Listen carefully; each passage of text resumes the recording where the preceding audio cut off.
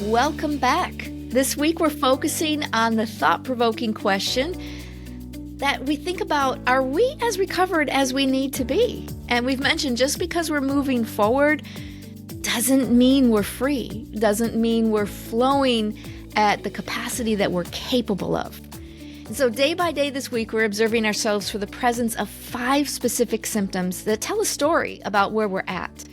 And today we're looking at symptom number 4, which is being wound too tight. All right, wound too tight. Wendy, have you ever felt like you're wound too tight? Oh, of course. Yeah. Yes. I think that's a pretty normal feeling when you're in the world we're in. Things move very quickly, things change very quickly. There are Mhm. so many plates that we are all juggling, so many roles we are all playing. Just a lot seems to always be going on. Yeah, and I'll bring that into the context of having experienced narcissistic abuse. Mm-hmm. Wound too tight can show up feeling like there's a lot of anger or Mm-hmm. anxiety. Like they fuel each other. Anger and anxiety tend to go hand in hand. And we tend to be too serious a Yeah. lot. We've got a short fuse. We're easily triggered. We can be snappy. Our perception of things that are said or done usually tends to be negative, straight out of the chute, so it's kind of hard to relax. So when we've been through narcissistic abuse, it might not be that we're truly this way. It could be remnants from what we went through growing up. It could be from a narcissistic spouse or whatever, that sometimes this wound too tight thing is a self-protectiveness, Mm-hmm. where if we felt really powerless in that relationship with a narcissist, then we want to feel powerful. And the fastest route to feel powerful is to work up a good head of steam, right? Mm-hmm. To get really angry, to be on edge, because that's our self-protective, like, ooh, we're always looking out for the danger, and you're not going to get me. I'm going to attack, and I'm going to squelch that danger right now. Yeah. And the other side of that too, in therapy, you call that hypervigilance. Mm-hmm. If you've been abused or neglected, there's the sense that you have to always be watching everything all the time Uh-huh. because you never know where the next bad thing, depends on what happened, is coming from. And Mm-hmm. so a lot of that hypervigilance can also be to be anxious and to sort of hide and play Yeah. small. And when you're wound too tight and you're on the opposite end of that, well, I'm going to be angry and powerful. It could be, well, I could be a little passive aggressive. I could Uh-huh. hide. I could just, the anxiety could just keep me feeling like I'm just vibrating through life and nobody better say anything to me because I just can't handle it. Mm-hmm. Mm-hmm. And so it's a continuum of what being wound too tight could look like for you, just based on who you are and how you're Mm-hmm. wired. Mm-hmm.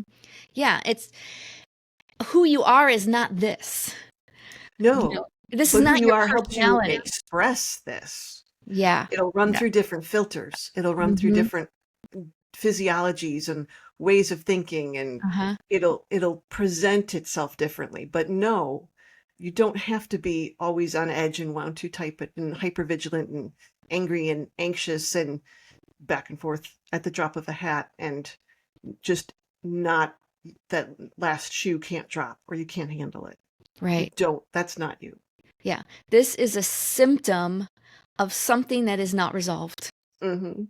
you know? So if we can view it through that lens, then we can stop beating ourselves up, feeling so guilty about being this way. Because I've talked with women that they're like this and they hate that they're like this. They Hmm. feel so guilty about Hmm. it. And then they're trying to white knuckle their way to like being more patient and Yeah. kinder, and all that sort of thing. But the issue is that they've never gotten to the root of why this is there in the first place.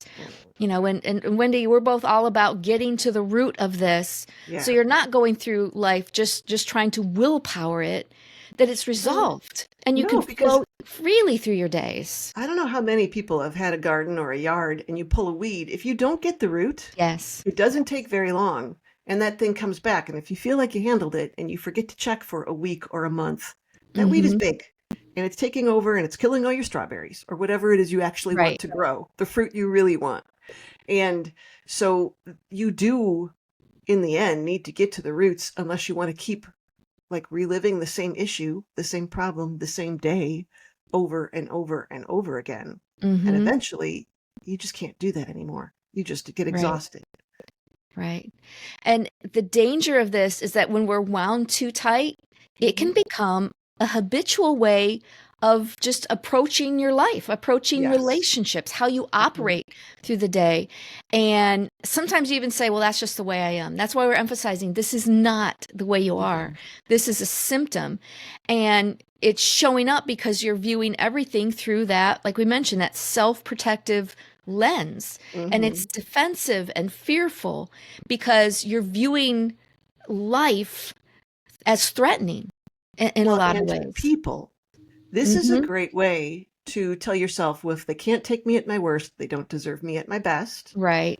right? That meme or that phrase that's out there. Where you And justify it. you justify this, but you Uh-huh. also say, well, it's really the other person. Mm-hmm. And Mm-hmm. anybody who works with me knows that sometimes, yes, it is the other person. And yes, we do need justice or healing, but sometimes it's us. It's Right. just us. Right. And we have to look at ourselves and we have to be really honest and say, that thing happened. This is the result. And you know what? I'm the only person who can change this result. I'm the Yeah. only person who can change what I'm thinking and what I'm feeling so that I'm changing what I'm doing. Because this is not honoring God, it's not honoring my relationships. And keeping all these people at bay is also keeping healthy people who love me and want to Mm-hmm. walk life with me and live life with me away. And that's not good either. Right. Right. Wound too tight, like a top spinning, you bump into things and you push them away. Yes, you do. That's so true. And we know you've been through a lot. We're not telling you shouldn't be No, angry about these no, you things. get to be angry Yes, for a yes. while. It's getting stuck You, here is the yeah, problem. yeah, you want to heal. Mm-hmm. And sometimes being angry is an absolutely necessary step in healing. Yes. Sometimes feeling those feelings and needing what you need and walking through those things, absolutely necessary. Mm-hmm. But living there forever, not necessary. Right. Not Right. good either for you or anybody else. Right. So when we own this in ourselves, that gets us out of that mode of, like you mentioned, Wendy, pointing the finger at other people, Hmm. where when we're pointing the finger at other people, that's a cop out on our Yeah, part. And yeah. maybe we really did experience that. I mean, if Oh, you're yeah, listening to this, you probably really did experience these things. We are not yeah. minimizing that in any way, No, but we're no. saying that we have to own our responses to what Yes. happened. We have to And own our way of operating what you moving want to forward. live with. Because if somebody Yes. drives in front of my house or apartment building or whatever and Hmm. dumps all their garbage on my lawn, is that my fault? No. Is it fair that I need to go pick up that garbage? Absolutely not. Should Right. that person just be able to get away with that and think it was funny? Well, in a perfect world, obviously not. But Hmm. who still has to go pick up the garbage? Unless I Right. want the rats and the bugs and the mess and the problems and the ugliness. It's me. Hmm. Not fair, not good, and it might take me a while where I have to work through a bunch of things before I can put on some gloves and go out and pick up somebody else's garbage that they left on my lawn. But if I don't want to live with it there, Right. sadly, and yes, it feels horribly unfair. Hmm. And you know what? It is unfair. It's unfair to pick up other people's garbage that they left on your lawn.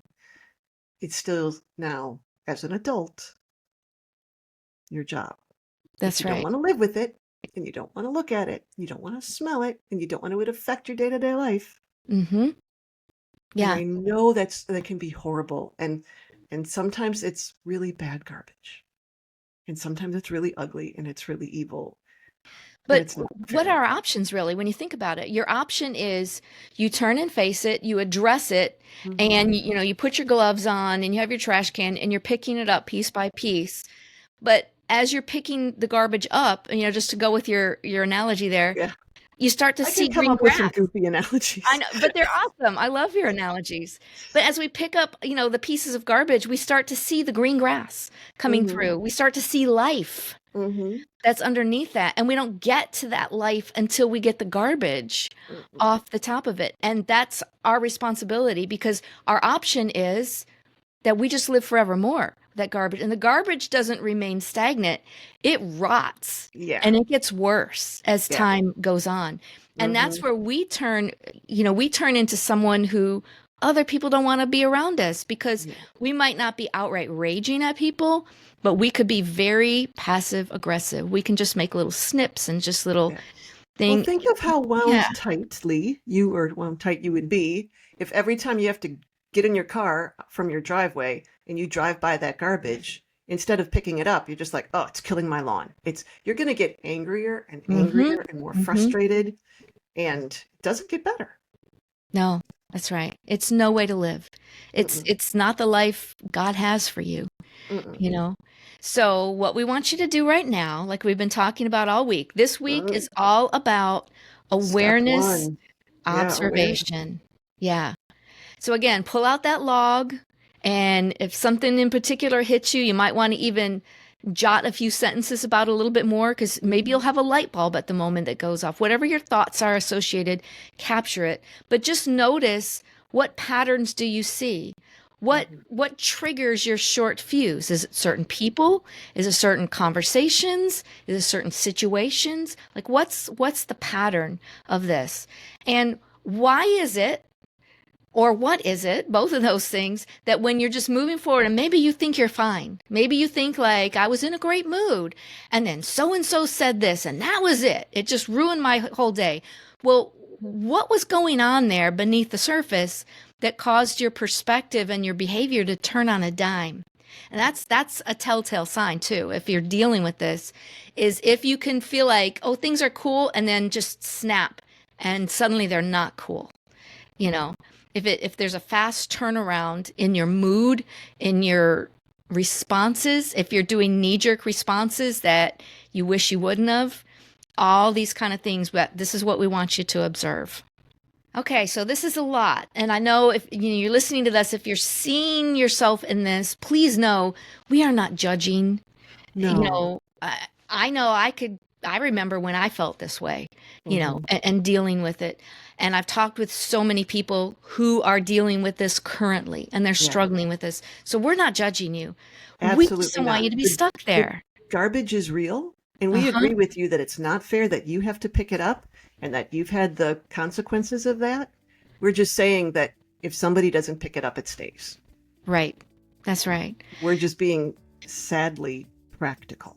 All right, so we're glad you're here with us on this. We want you to join us tomorrow because we're going to be talking about our fifth symptom, which is distrusting God. We were distrusting ourselves at one point. That was one of our symptoms. Now we're going to talk about distrusting God. So, in the middle of that, we do want to encourage you to invite God into this process. Expect Him to want to help you, to want to see you get better, to move into a new way of thinking and being where you begin to enjoy your life and you have peace. There is a path towards that. And we're here to help you down that path, to take the next right steps. We're going to provide some guidance. We're going to give you some wisdom. We're going to give you a little challenge every day. So we want you to focus today on just being that 1% better, just a little bit step better. And this whole week, your 1% is all about observing and just making some notes about what you're observing, because that's a diagnostic tool that we can get in there and help you take a look a little deeper for the next right steps after that. So be sure, if you've got some questions or comments, you want to share a bit about your story, some insights that you gained from this, we'd love to hear from you. On the podcast platform, you can click the link to text us right there in the show notes. If you're on a video platform like YouTube or Rumble and watching this, you can email us at hello@AnnetteChesney.com. And look for some links too for some additional resources right there in this show's description, because we do have some other things that you're going to find really helpful. So we want to encourage you to keep moving forward, keep taking that next right step, because as you move down the path, I promise you, your best isn't what was behind you. Your best is what's yet to come. We'll see you tomorrow.